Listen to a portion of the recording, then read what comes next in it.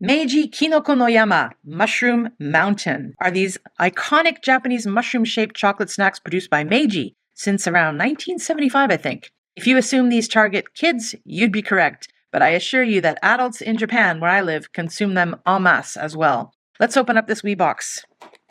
Very easy to open little container here. Ooh, tastes so delicious you can't stop eating them. Very shareable compartment.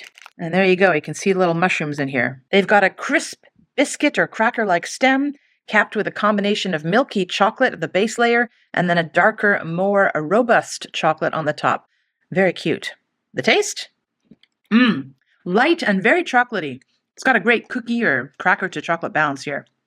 Now, while this standard milk chocolate flavor is iconic, they also produce variations like matcha and strawberry. This is the standard 66-gram box here. It's probably between 63 and 70, but you can also get them in larger commercial bags with individually wrapped containers inside like this. They are indeed very delicious, and kids love them, so yeah, I recommend.